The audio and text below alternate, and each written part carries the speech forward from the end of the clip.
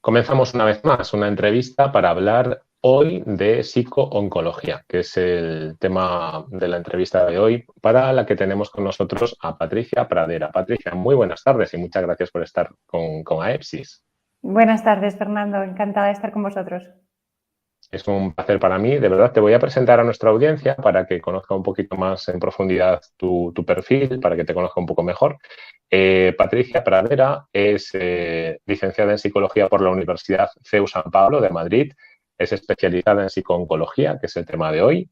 Es también en neuropsicología cognitiva, psicoterapia de tiempo limitado y actualmente desarrolla su labor como psicooncóloga y neuropsicóloga en el Hospital MD Anderson Cancer Center de Madrid y responsable de actividades de prevención y calidad de vida en la Fundación MD Anderson Cancer Center España. Y vamos a hablar contigo, vamos a hablar con Patricia Pradera de este tema de hoy, de la psicooncología. Patricia, me gustaría empezar preguntándote cuál es la función fundamental de un profesional de la psicooncología, es decir, ¿qué es lo que hace en su día a día? Pues la función principal de un psicooncólogo es acompañar al paciente y a la familia. Por una parte, acompañar al paciente y a la familia desde el momento del diagnóstico hasta pues toda la fase de tratamientos y más tarde pues posibles recidivas, recaídas, la vuelta al trabajo, al día a día normal o acompañar en el duelo.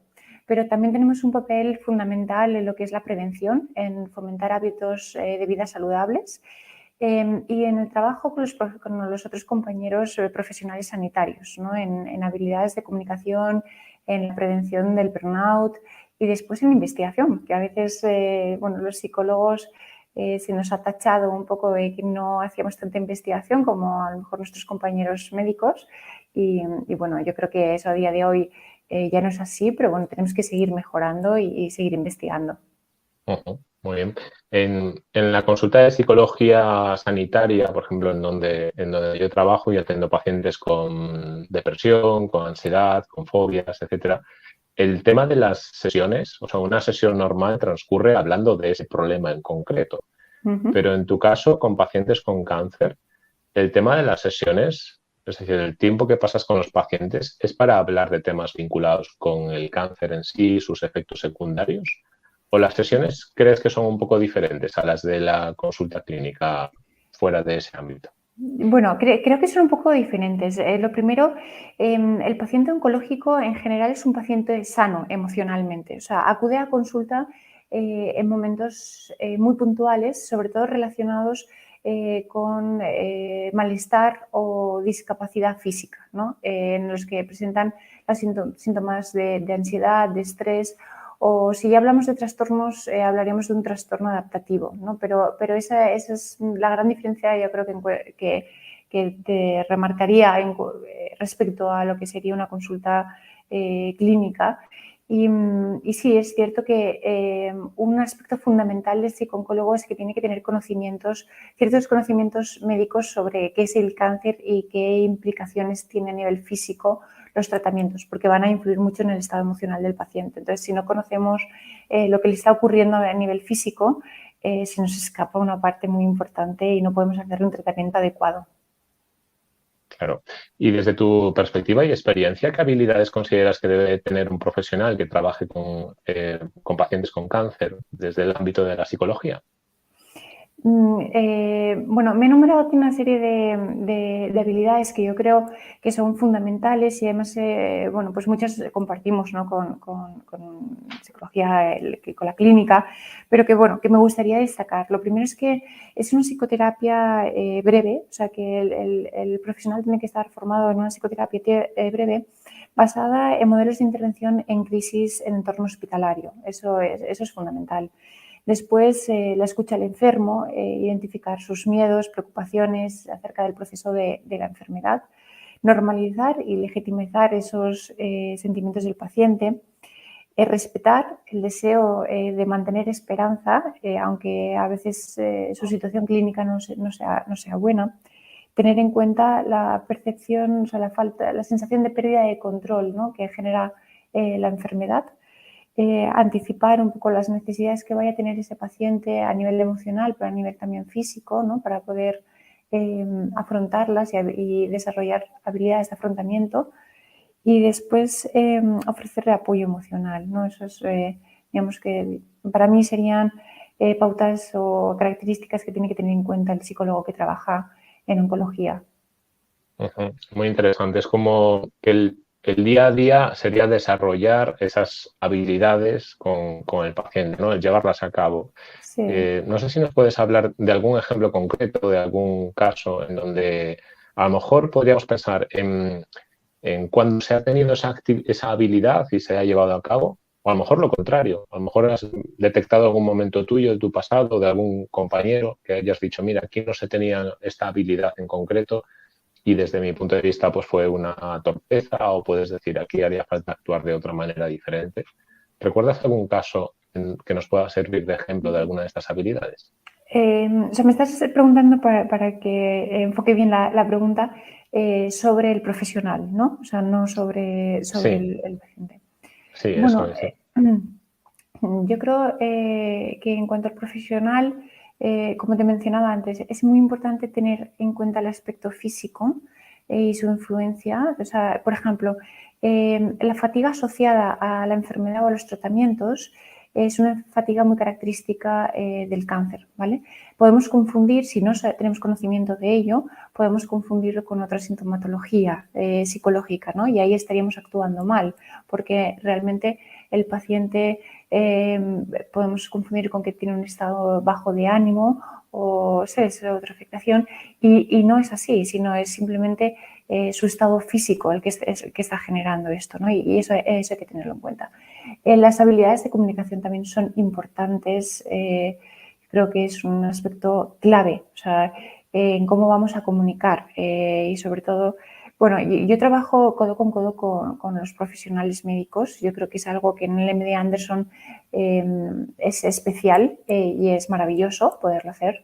Entonces, trabajar la comunicación de malas noticias y el ajuste de expectativas, porque la enfermedad es muy cambiante. Entonces, es algo que nos va a requerir 100%, o sea, a lo largo del tratamiento, ¿no? Y cómo comuniquemos va a marcar la experiencia de ese paciente y a veces no se hace correctamente. Claro. Has dicho comunicación de buenas noticias De y malas, ajuste de malas noticias. de malas Sí, de noticias. malas noticias. Las buenas son más fáciles de comunicar. Comunicación de malas noticias y Sí, ajuste de expectativas. sí. ¿A qué te refieres con ajuste de expectativas? Bueno, al ajuste de expectativas que tiene el paciente respecto a su situación física, ¿no? Es muy importante tener un paciente bien ajustado, porque si no es probable que no cumpla bien con su tratamiento médico y eso es fundamental. Claro, a lo mejor piensa que la cosa puede ser más suave quizás o Exacto. menos, Grave, menos grave, que menos su grave situación quizás, ¿no? física es menos grave o que va a tener menos consecuencias en un futuro.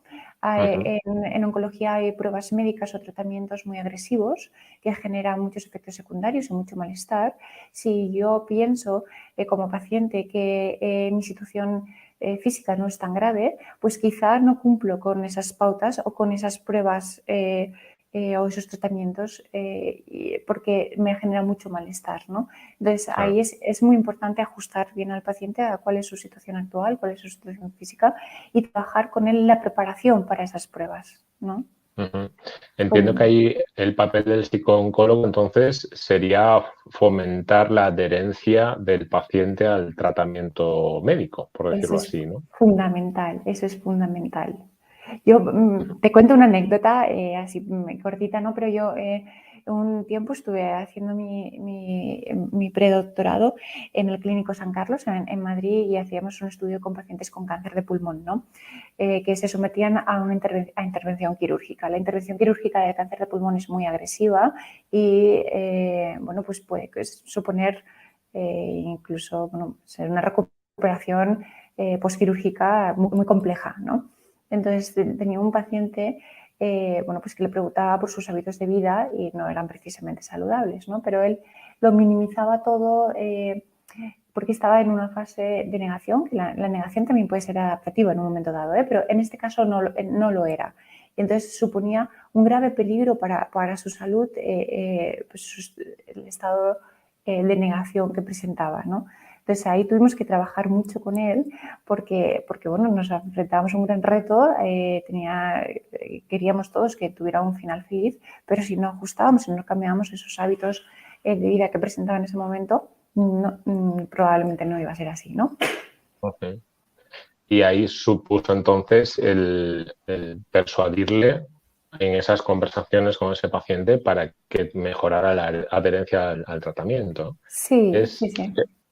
es algo complicado el lograr esta adherencia al tratamiento en los pacientes generalmente. Generalmente no. Yo creo que generalmente es buena la adherencia que tienen, el compromiso que adquieren con su salud, pero es muy importante su estado emocional previo. O sea, si el paciente, como te comentaba, el paciente oncológico es un paciente sano, pero bueno, pues como en la población general, hay pacientes que llegan con una problemática o una patología previa, ¿no? A nivel emocional. Entonces ahí sí que nos encontramos con una dificultad, ¿no? Y con una baja adherencia al tratamiento. Y si el tratamiento es muy agresivo, también encontramos dificultades, ¿no?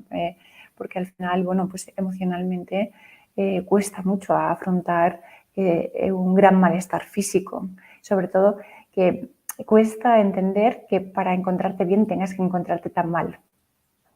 Claro, Ese es claro, un entiendo. punto, eso es un punto clave, ¿no? Los tratamientos oncológicos han mejorado mucho, pero siguen generando secuelas muy fuertes y efectos secundarios muy fuertes. Entonces, el pasar digamos, ese tiempo en el que uno comienza, a veces uno le diagnostican una enfermedad oncológica y no tiene sintomatología y gracias a Dios ha sido en una revisión. Y de repente tengo que pasar por todos esos tratamientos que me generan una sintomatología muy fuerte para curarme, cuando yo venía de estar bien físicamente o más o menos bien, ¿no? Entonces, eso cuesta mucho. Entiendo que ese papel de explicar los efectos secundarios es del profesional de la psicología, o No, es más bien del médico, o es de los dos. no, los efectos secundarios los tiene que explicar el médico, los tiene que explicar la enfermera, o sea, la persona a nivel bueno, pues que los lleva a cabo, pero el psicólogo tiene que estar informado de ello, o sea, y tiene que conocerlos y saber de qué estamos hablando. O sea, nosotros, por ejemplo, pues en nuestro hospital tenemos sesiones clínicas todos los miércoles, todo el personal del hospital, o sea, médicos, enfermeras, auxiliares, y en el que se hablan de diferentes aspectos relacionados con la oncología y asistimos todos. Y es una forma de tener un cierto conocimiento. Lógicamente yo no voy a saber como un oncólogo o como una enfermera. Ellos tampoco van a tener, aunque tengan habilidades emocionales o de comunicación, no van a saber como nosotros, ¿no? Pero tener una cierta idea y saber qué estamos hablando y sobre todo un trabajo en equipo, que si yo de repente veo en un informe algo que no conozco o el paciente me expresa algo que yo desconozca, pueda levantar un teléfono o mandar un email y decir, ¿me puedes explicar en qué consiste o qué consecuencias tiene para el paciente para que yo pueda entenderlo y podamos ajustar lo que estamos trabajando en consulta? Ujú. Me imagino que en esas conversaciones con los pacientes os hablan, os hacen muchas preguntas con respecto a su vida personal, ¿no? Del tipo de cómo le tengo que comunicar esto a mi familia, cómo va a cambiar mi cuerpo, cómo va a cambiar mi energía, cómo va a cambiar mi afecto hacia el entorno, a lo mejor incluso a nivel de relaciones sexuales o del propio cuerpo, ¿no? Hay personas a las que La les imagen amputan corporal. miembros. Mm. ¿Cómo se trata o qué temas tratáis en las conversaciones con pacientes con cáncer? Mira, un punto clave es que a veces parece superficial, ¿no? O sea, a veces puede parecer superficial la imagen corporal, ¿no? Dices, bueno, con la gravedad de tu situación física, ¿cómo te preocupa este cambio en la imagen corporal? Pero no, todo lo contrario, es importantísimo, ¿no? Es el no reconocerte en un espejo cuando tienes una cicatriz o cuando hay consecuencias más graves, y sobre todo la caída del pelo es muy significativa. La caída del pelo no solamente es un cambio de imagen, sino es que es aceptar que tengo una enfermedad oncológica, porque es prácticamente asociada a una enfermedad oncológica, ¿no? Tú ves a alguien en la calle y lo más probable es que esté en un proceso oncológico. Puede ser por otra enfermedad, pero no es lo habitual, ¿no? Entonces, hay pacientes que te relatan, es que en el momento en el que se me cayó el pelo, o sea, hasta que no se me ha caído el pelo, yo era consciente que estaba enfermo, pero no era consciente de que estaba enfermo de cáncer. Y en el momento en el que empecé con el tratamiento, porque a veces los tratamientos pues primero llevan una cirugía previa y después un tratamiento adyuvante de quimioterapia, de radioterapia, y en ese tratamiento de quimioterapia con la pérdida del pelo es cuando de repente soy consciente de que tengo cáncer, ¿no? Y en ese momento es un impacto fuerte, porque el cáncer, como tú bien has dicho, no solamente impacta en la persona que tiene el diagnóstico, sino en todo su ámbito familiar, en todo su ámbito social y en su trabajo, porque muchos de ellos, la gran mayoría, tienen que o dejar de trabajar o trabajar menos horas o realizar un trabajo diferente. Entonces, la enfermedad a veces se convierte en el centro, ¿no?, de nuestra vida, y lo que trabajamos en terapia es en resituarla, en que en el centro esté el paciente, vamos, y la enfermedad sea una parte importante, pero sea una parte importante como puede ser pues la familia, el trabajo, tal, o sea, pero que no todo gire en torno a la enfermedad. El paciente oncológico, o sea, el paciente con una enfermedad, me corrijo a mí mismo, el paciente tiene una enfermedad oncológica, pero no es su enfermedad, ¿no? Y eso es muy importante trabajar. Claro. Me imagino que alguna de las preguntas también que te hagan, aparte de esto que estamos comentando, es cómo se lo comunico a mis hijos, a lo mejor cuando tienen niños pequeños, ¿no? O Sí. cómo se lo comunico a mis padres o cómo se lo comunico a mis amigos. Que me imagino que trabajar esto en profundidad sería a lo mejor para un seminario entero, pero si tuviéramos que dar 2 o 3 pinceladas de cómo Bueno, comunicar esta noticia al entorno. claro, yo creo, o sea, lo primero es, hay que confiar en que el paciente es quien mejor conoce a su familiar, ¿vale? Porque cada persona quiere saber o tiene capacidad para saber hasta determinado punto, ¿no? Esa es, por ejemplo, yo a mi madre le he contado, pero le he contado hasta aquí. Pues es que a lo mejor tienes razón, o sea, porque su estado emocional, la complejidad de la otra persona no la conocemos, ¿no? Entonces, bueno, lo primero es respetar eso, que el paciente es quien mejor conoce a quien va a transmitir esa información, y después dar pautas generales de cómo hacerlo, ¿no? Pues buscar un momento tranquilo, planificar esa conversación, planificar qué voy a sentir yo como paciente cuando estoy transmitiendo esa información, estar preparado para la reacción de mi familiar, ¿no? Porque puede haber diferentes tipos de reacciones, desde el llanto hasta el enfado, y poder estar prevenido, ¿no? Y saber por qué se puede generar la emoción, esa emoción en la otra persona, para que nos dé estrategias a nosotros cómo manejarla, ¿no? Súper interesante esto que comentas. ¿Y qué beneficios obtiene el paciente gracias a la asistencia psicológica profesional? Pues yo hay una palabra que me encanta, que es calidad de vida, ¿no? Yo creo que ahora fíjate, con el COVID se ha puesto más un poco de relieve la importancia de cuidarnos emocionalmente, pero Ujú. hasta ahora parecía que teníamos dos partes, la física y la psicológica, la emocional, ¿no? Y no es así, somos un todo. O sea, cuando el cuerpo enferma, también repercute en nuestro estado emocional.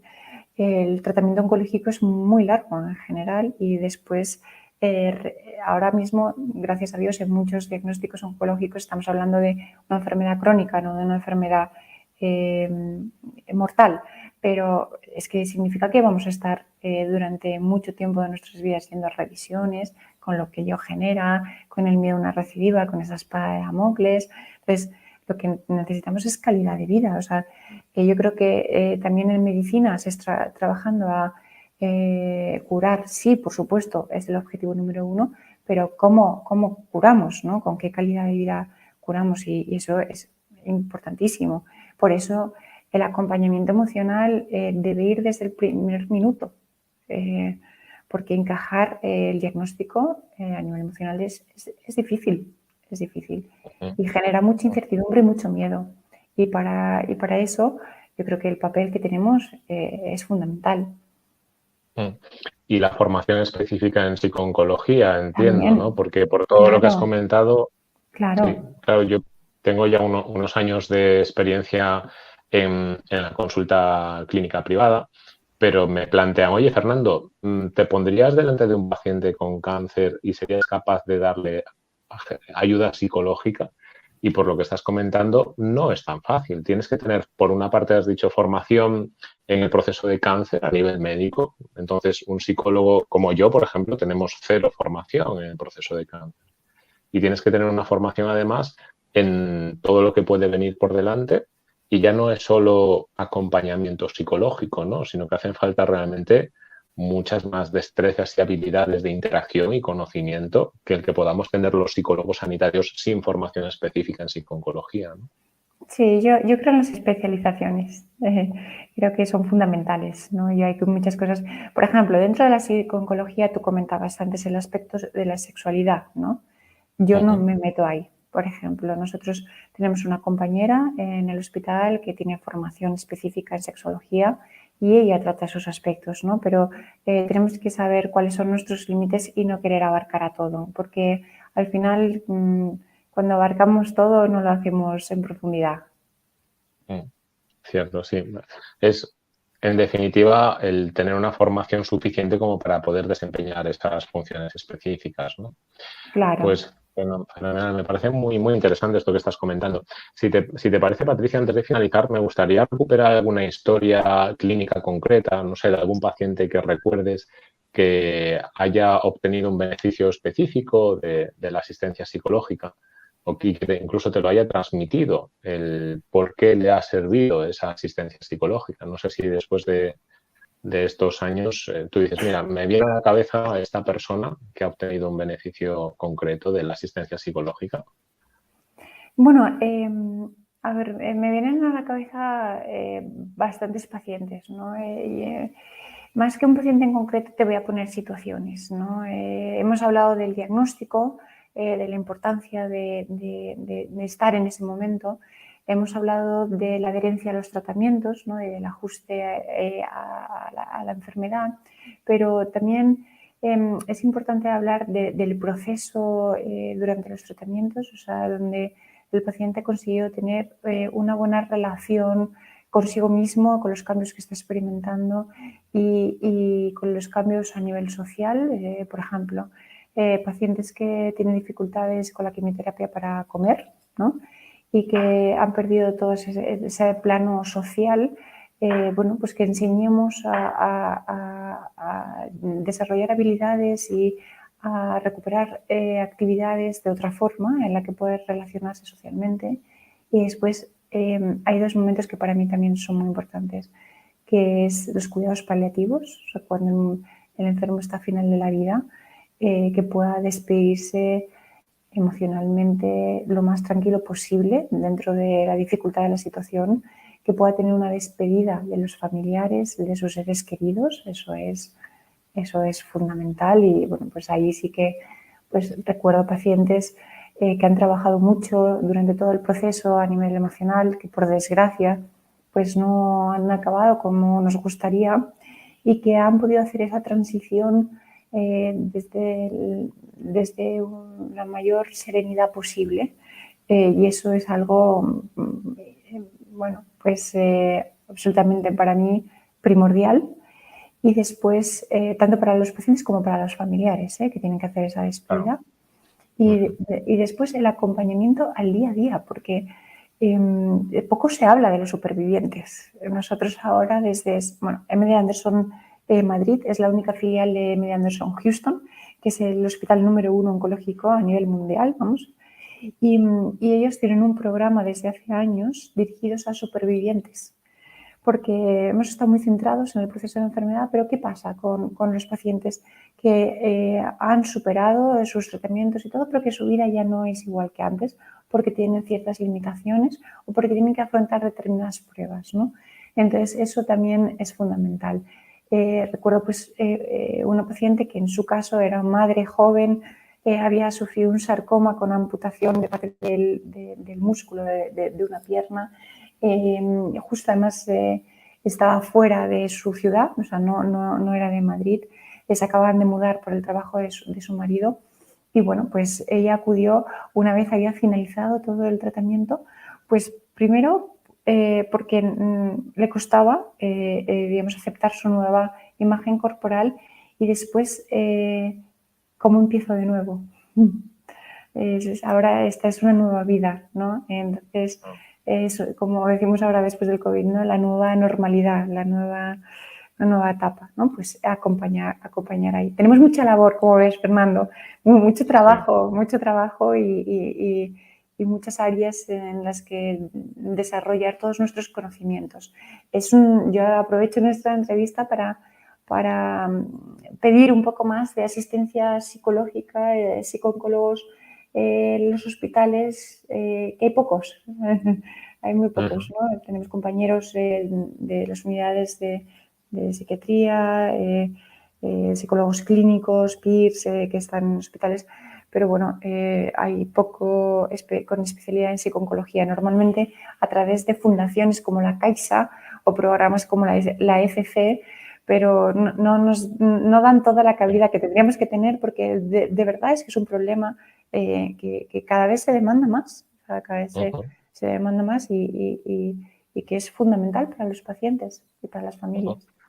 Es decir, hace falta realmente, se ve de manera clara el beneficio y a lo mejor el personal quizás necesita aumentar, ¿no? Es así. Sí, Eso puede querer también decir que orientar el futuro profesional hacia la psico-oncología podría ser profesionalmente interesante. Lo digo porque estas entrevistas muchas veces las ven estudiantes de psicología de primer año, de segundo año, que en la carrera probablemente no vayan a ver nada de psico-oncología. A veces, yo creo que en toda la carrera ni siquiera escuché la palabra psico-oncología en yo todos los tampoco. posgrados.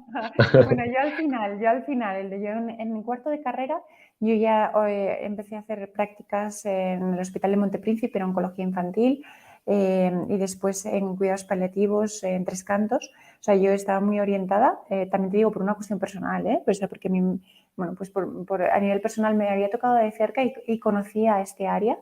Pero sí, animo a la gente porque creo que las cosas están cambiando. Ojalá esta ola, esta pandemia que tanto daño nos ha hecho, pues también tenga sus partes positivas y una de ellas sea esta, de que la gente tiene muy claro la importancia de cuidar el estado emocional en en el COVID, pero en oncología, en enfermedades crónicas, en nuestro día a día. Claro. Patricia, no quiero cerrar la entrevista sin preguntarte una cosa que me pica la curiosidad. Sí.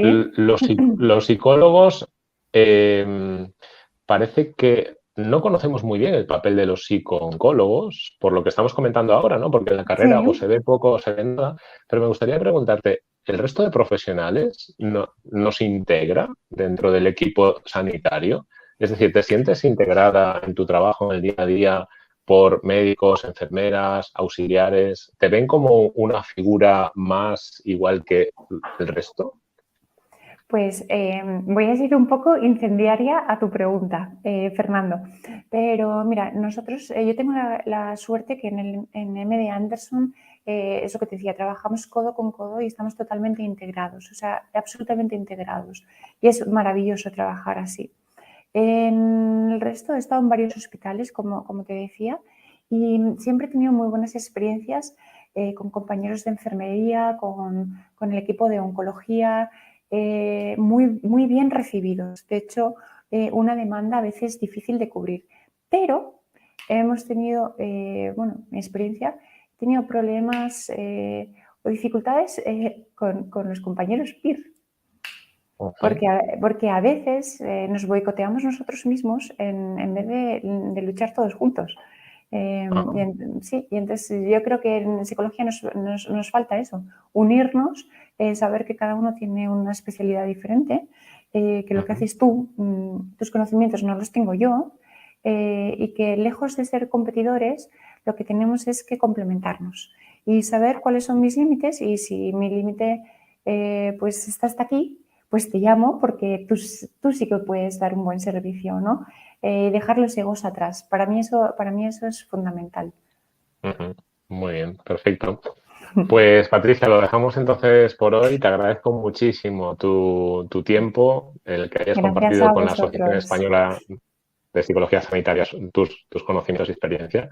Y espero que tengamos oportunidad pronto de seguir charlando de nuevo, que ha sido un verdadero placer, Patricia. Muchas Por gracias. supuesto, Fernando. Gracias a vosotros. Gracias. Venga, buen día. Hasta Gracias. luego. Buen día. Hasta ahora.